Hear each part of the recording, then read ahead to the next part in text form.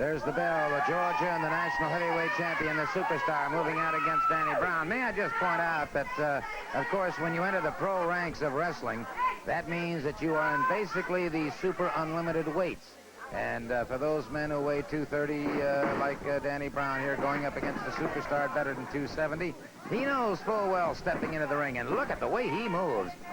Brown, some excellent moves here. Tried a good reversal that time and tried to get the superstar off his feet with a hammerlock. Superstar slipped away from it. So Brown, acquitting himself extremely well. Ducking to go behind. Waist lift takedown by the superstar. And look at Brown move again. So Brown counting on speed, maneuverability. These are the key factors for him. He's extremely cautious about approaching him head-on. Finally does so. Okay, he checked him out that time. Brown, caught on the break. And so the superstar, realizing that he was facing a very fast, agile man, has now decided that he had better not toy with the man whatsoever. And so it's obviously the superstar's stratagem right now is to take this man out as quickly as possible.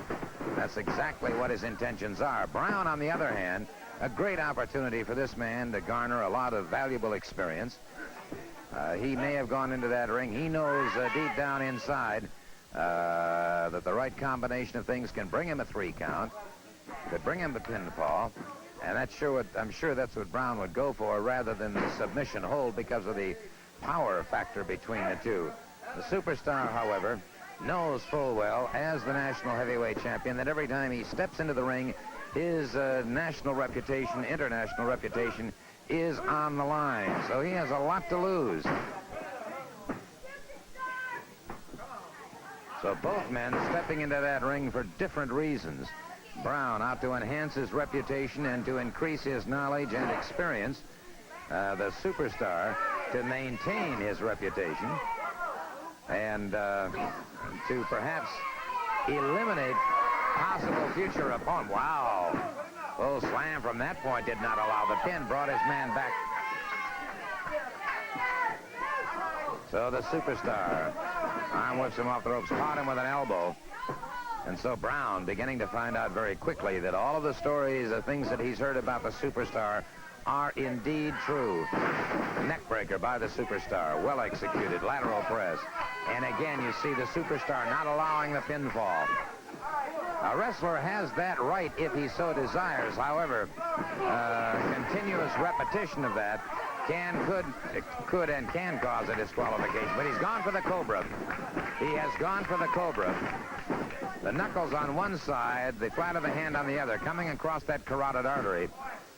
Well applied. It's the Japanese Cobra, which is a variation of the sleeper hold. And so darkness is closing in on one Danny Brown. The referee, Nick Patrick, mercifully calling for the bell at this time. Brown is incapable of any further competition at this point. Your victor in very short order, the national and Georgia heavyweight champion, the superstar.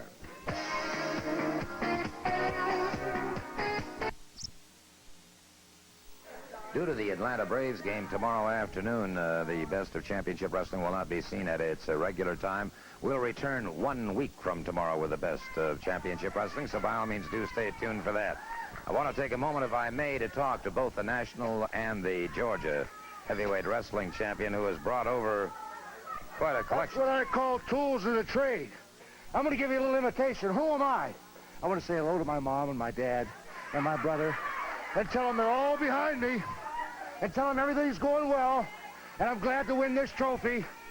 And wrestling number 2 comes out and he says, it should have looked better on mine. That's just one example of what I'm talking about. Low class.